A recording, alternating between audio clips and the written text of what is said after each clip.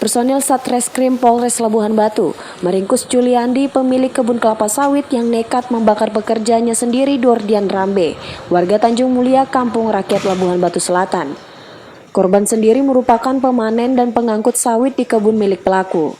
Kejadian bermula saat pelaku mengetahui sebanyak 500 kg sawit miliknya digelapkan oleh korban. Tersangka yang tersulut emosi mencari korban dan langsung membakar korban. Adapun modus kejadian terkait pembakaran terhadap korban atas nama Dordian Rambe, umur 34 tahun, di TKP di Tanjung Medan, Kabupaten Labuhan Batu Selatan. Untuk modusnya bahwasannya sebelumnya si tersangka ini merasa tidak senang dan karena buah sawitnya yang 500 kilo tidak dinaikkan ke mobil untuk dijual ke pabrik. Atas kekesalannya itu, si tersangka mencari-cari si korban karena korban tidak kerja lagi pada saat kejadian. Ketika dia ketahui bahwasannya si korban di satu gubuk, di mana tersangka langsung membawa menenteng literan dengan berisi minyak. Juliandi, majikan korban, kini ditetapkan sebagai tersangka. Ia mengaku menyesal atas perbuatannya tersebut. Gila Pak, karena dia sering membuat kesalahan. Membuat kesalahan seperti apa maksudnya Bang? Ya, sering dia melakukan penggelapan sawit itu Pak. Udah berapa lama dia kerja sama? Udah sering berarti dia menggelapkan gitu Bang? Udah berapa kali kira-kira Bang? Lupa ya, ada lah. Tapi sudah berulang kali gitu ya? Udah berapa lama dia kerja Bang sama Bang? Lumayan lama.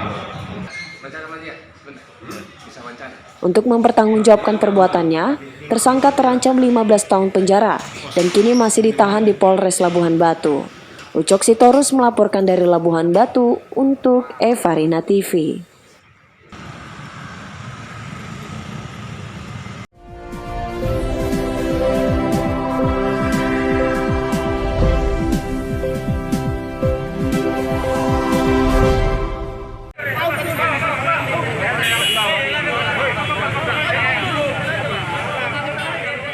Peristiwa kekerasan tersebut terjadi di Jalan Irian Barat, Medan, Sumatera Utara pada Senin pagi.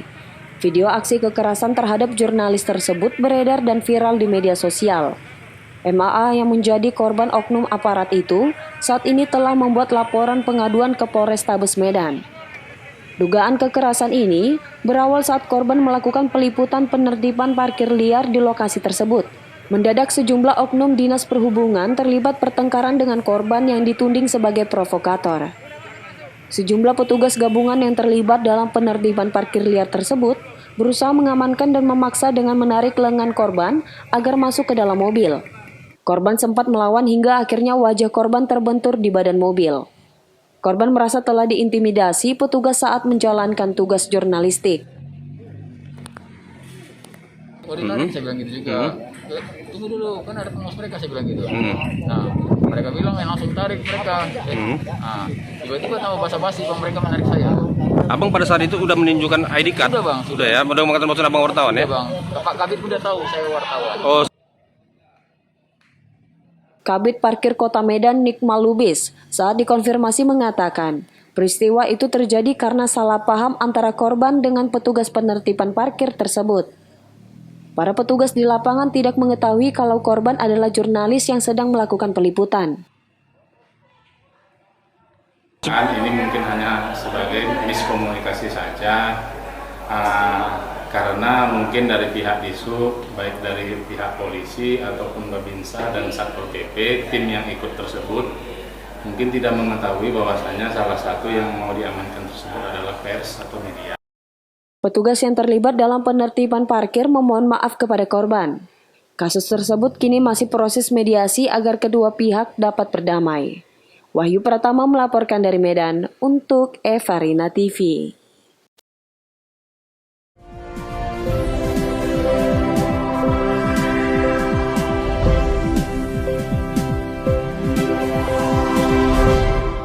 Raya dan Mars Basarnas. Hadirin dimohon Pulau Nias yang terdiri dari 4 kabupaten dan 1 kota merupakan daerah yang luas dan rawan bencana alam, seperti banjir dan gempa bumi. Oleh karena itu, Basarnas Nias menggelar pelatihan FKP 3. Pelatihan ini guna meningkatkan sinergisitas dari masing-masing daerah dengan pihak Basarnas, dan kesiapsiagaan menghadapi bencana juga dapat diterapkan di setiap daerah. Pada pembukaan pelaksanaan Forum Koordinasi Potensi Pencarian dan Pertolongan ini, Bupati Nias Utara Amizaro Waruwo meminta Basarnas mendirikan posar di setiap kabupaten Nias sehingga penanganan bencana dapat teratasi secara optimal. Di mana kita tahu bahwa Kepulauan Nias ini rawan bencana. Terlebih ini yang sering terjadi ya, bencana banjir. Begitu juga dikelilingi dengan lautan. Dan tentunya potensi yang akan sering terjadi adalah nelayan yang memang sering kadangkala terjadi korban. Dan tentunya juga tidak lepas dari bencana alam seperti gempa bumi. Ya. Dan tentunya kita berharap melalui pelatihan, rapat koordinasi seperti ini dapat mengantisipasi. Kita bersama mengambil langkah, kita bersama memikirkan apa yang harus kita lakukan secara bersama-sama, sinergi baik daerah maupun Basarnas Nias. Sementara itu, Kepala Kantor Sarnias, M. Agus Wibisono mengatakan, pelatihan yang dilaksanakan tersebut bertujuan untuk meningkatkan kualitas bidang pencarian dan pertolongan. Harapannya, seluruh peserta dapat mengetahui dan mengenal sejumlah peralatan yang digunakan untuk penanganan bencana. Ya, dari berbagai hal, sarana-prasarana koordinasi semua terus kita tingkatkan. Jadi seandainya ada suatu kejadian kita bisa cepat mengambil respon tanya. Koordinasi selama ini ya sudah bagus, tapi kami terus bertekad akan meningkatkannya lagi koordinasi dan sinergitas. Jadi kita akan mengajukan ke pusat, karena itu bukan wewenang dari daerah, kita akan ke pusat. Semoga harapannya dari pusat dengan bertambahnya personil kita, tambahnya peralatan kita akan segera terwujudkan pembentukan minimal unit siaga SAR di kabupaten kota. Pelatihan ini diharapkan dapat menghasilkan semangat baru, terutama personil yang terlibat di dalam kegiatan operasi SAR ini. Hagumano Zega melaporkan dari Kota Gunung Sitoli untuk Evarina TV. Baik pemirsa, itulah tadi informasi dalam Sumut hari ini pagi. Tetap saksikan program kami selanjutnya. Saya Citra Hasanah bersama kru yang bertugas pamit undur diri. Terima kasih dan sampai jumpa.